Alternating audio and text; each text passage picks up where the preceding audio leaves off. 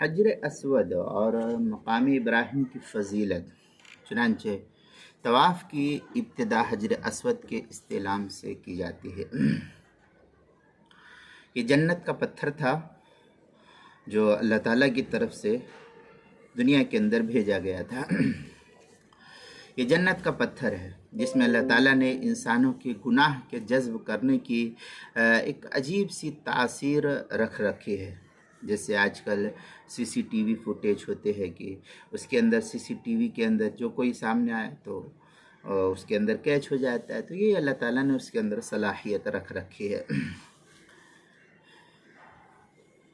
چنانچہ رسول اللہ صلی اللہ علیہ وسلم نے ارشاد فرمایا، آپ کا فرمان ہے، نزل الحجر الاسود من الجنتی وهو اشد بیاضا من اللبن فسودته خطایا بنی آدم۔ ترمذی شریف کی روایت ہے 877 نمبر، اور الترغیب و ترہیب صفحہ 270 پر ہے۔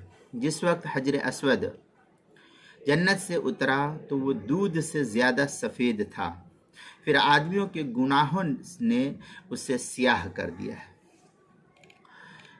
اور ترمذی شریف کے ایک اور روایت میں ہے کہ حجر اسود اور مقام ابراہیم جنت کے یاقوتوں میں سے 2 یاقوت ہے۔ اگر اللہ تعالیٰ ان کی روشنی کو ختم نہ فرماتے تو یہ پوری زمین اور آسمان کو روشن کر دیتے۔ یہ روایت بھی ترمذی شریف میں ہے، حدیث نمبر 887، الترغیب و ترہیب صفحہ 270۔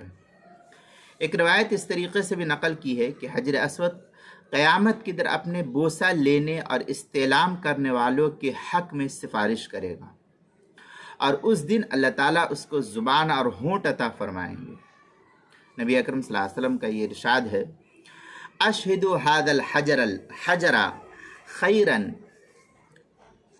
فإنہ یوم القیامت شافع یشفع له لسان وشفتان یشہد لمن استلمہ۔ یہ طبرانی فی الاوسط کی روایت ہے جو حضرت عائشہ رضی اللہ تعالیٰ عنہ سے مروی ہے، الترغیب و ترہیب صفحہ 270 پر ہے۔ اس حجر اسود کو اپنے عمل خیر کا گواہ بنا لو، کیونکہ قیامت کے دن یہ سفارش بن کر اللہ کے دربار میں اپنے استعلام کرنے والوں کے لیے سفارش کرے گا۔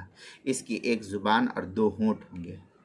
نبی اکرم صلی اللہ علیہ وسلم حجر اسود کا جب بوسہ دیتے تو رقت تو اس وقت آپ صلی اللہ علیہ وسلم سے رقت آمیز اور آپ پر گریہ وزاری بھی طاری ہو جاتی تھی۔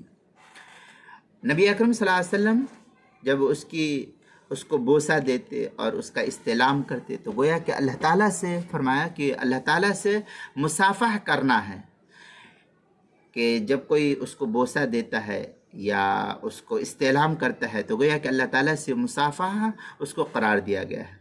آپ صلی اللہ علیہ وسلم کا یہ ارشاد ہے، من فاوضہ فإنما یفاوض ید الرحمن۔ یہ ابن ماجہ کی روایت حدیث نمبر 2957 نمبر کی ہے، ترغیب و ترہیب صفحہ 268۔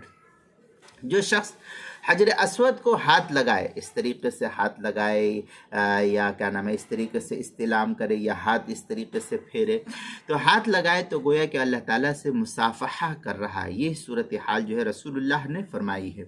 اسی بنا پر حجر اسود کی تقبیل یا استعلام کا کمال استحضار کے ساتھ انسان کو وہاں پر پہنچ کر کے اہتمام کرنا چاہیے۔ بھیڑ کا موقع نہ ہو اور سہولت سے بوسہ لینا ممکن ہو تو قریب جا کر بوسہ لینے میں بھی کوئی حرج کی بات نہیں ہے، اور اگر بھیڑ زیادہ ہو تو دور ہی سے استعلام اس طریقے سے کرتے ہیں کہ اس طریقے سے جو ہے استعلام کرنا ہے تو دور ہی سے استعلام کر لے، اس سے بھی بوسہ کے برابر ہی ثواب ملتا ہے، یہ بھی کہا گیا ہے۔ اس جگہ بہت زیادہ بھیڑ ہوتی ہے، دھکم پیل ہوتی ہے، وہاں پر بہت زیادہ رش ہوتا ہے، بہت زیادہ جو ہے پریشانیاں ہوتی ہے، اس لیے وہاں پر لوگوں کا ایک بڑا مجمع ہوتا ہے، بڑے بڑے طاقتور اور قوت والے رہتے ہیں، تو کمزوروں کا وہاں پر ٹھہرنا مشکل ہو جاتا ہے۔ اس لیے اگر یہ صورتحال ہو تو پھر بوسہ لینے کی کوشش نہ کرے، دور سے اس طریقے سے استعلام کر کے جو ہے واپس ہو جانا چاہیے، اور اس سے وہاں پر ادب و احترام کا خاص خیال رکھے تاکہ جو ہے مسجد حرام کی بے حرمتی نہ ہونے پائے۔ چنانچہ تفصیلی بحث کتاب المسائل کی تیسری جلد صفحہ 231 اور صفحہ نمبر 232 پر اس کو نقل کیا ہے۔ عنوان ہے حجر اسود اور مقام ابراہیم کی فضیلت۔